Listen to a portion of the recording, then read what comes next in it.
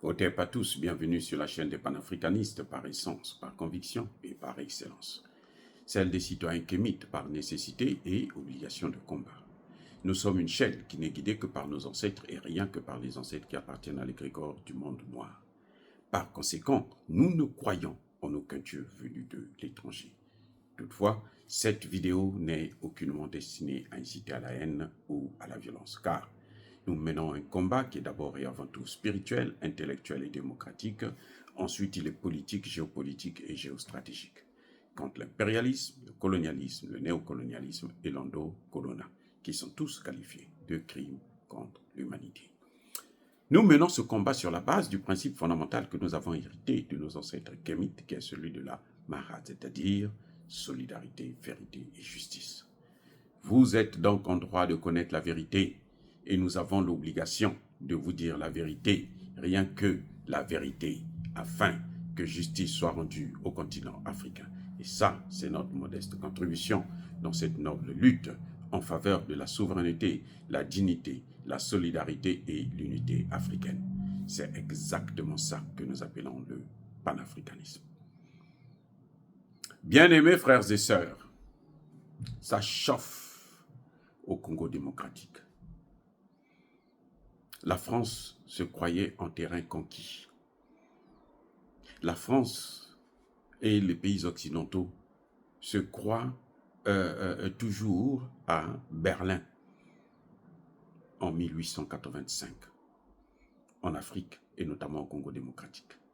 Mais les choses sont en train de tourner.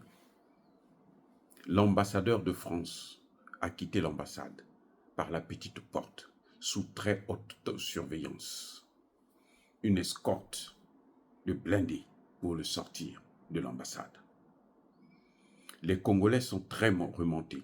Et j'espère que cette fois-ci, Tshisekedi ne va pas les arrêter. Tshisekedi ne va pas envoyer son armée pour aller mater ces jeunes Congolais qui en ont marre du génocide, qui ont passé leur temps à pleurer pendant 30 ans, qui ont pleuré déjà 18 millions de leurs pères, mères, sœurs, enfants et autres, à cause des États-Unis, de la France et de tous ces pays.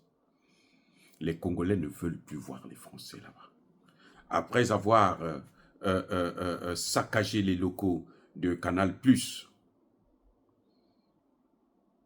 et comme par hasard, un Congolais vient, vole au secours de Canal+, pour nous faire savoir que, bon, écoutez, Canal+, c'est pas Canal+, qui a l'information. L'information vient de Bein Sport et tout machin.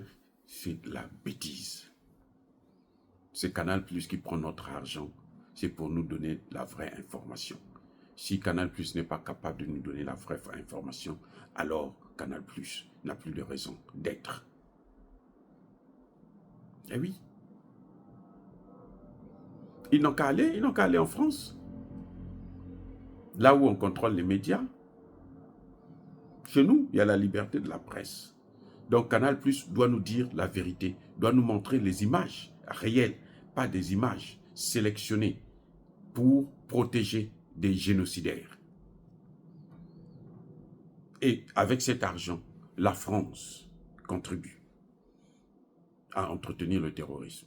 Parce que Canal+, c'est une chaîne française, elle n'est pas qatarienne. C'est pas pour le Qatar, non. C'est pour les Français, c'est la France, Canal+. Si Canal+ fait partie du groupe Bein Media, elle reçoit des informations de Bein Media. Canal+, en tant que média, sait qu'un média doit être autonome et indépendant pour donner des informations justes, pas pour manipuler la population. Canal+ n'a pas le droit de manipuler la population. Auquel cas ne couvre pas les matchs de la CAN. Voilà, c'est aussi simple que ça. Mais vous savez, dans tous ces cas, on trouve toujours des Noirs qui viennent pour sauver ces gens-là, leurs bourreaux, qui viennent, ils pensent qu'eux, ils seront des humanistes comme ça. Bref, en tout cas, ce qui est certain, c'est que la France soutient le terrorisme rwandais au Congo. Pareil pour les États-Unis. C'est pour ça que vous voyez, les gens demander à ces ambassades là, de fermer boutique et de repartir chez eux. Les gens n'en veulent plus. Laissez-nous avec notre misère, avec nos problèmes, et nous allons gérer ça comme nous pouvons. Mais nous n'avons plus besoin d'eux. Parce que ce n'est pas normal de continuer à entretenir le terrorisme qui a fait 18 millions de morts. Alors qu'en Israël, lorsque le Hamas a attaqué pour 1000 et quelques, ou 3000 je pense, si j'ai bonne mémoire, 3000 et quelques Israéliens qui seraient victimes, eh bien, les États-Unis et autres, ils ont fait venir des navires de guerre et autres pour faire la guerre contre la Palestine, contre Gaza, contre Israël, plutôt l'Iran, contre les Houthis. Les Américains sont allés même bombarder. Tout ça, c'est la suite de cette attaque du Hamas. Mais nous, ça fait 24 ans, 30 ans qu'ils sont en train de nous massacrer avec le soutien, l'argent des Occidentaux, des États-Unis, de la France, de la Pologne, de l'Angleterre, tous ces pays-là. C'est fini maintenant. Oh, les amis, bien-aimés frères et sœurs.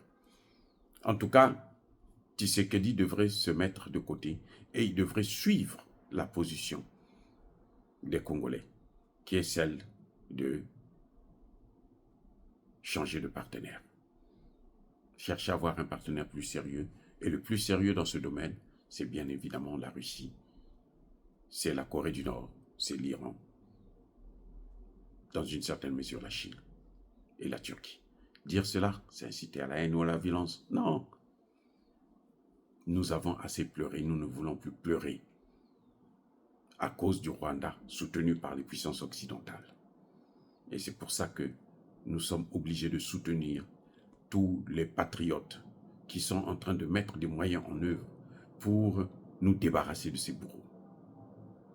Encore une fois de plus, soyez bénis, abondamment bénis par le Dieu des Kémites et par nos ancêtres angélisés.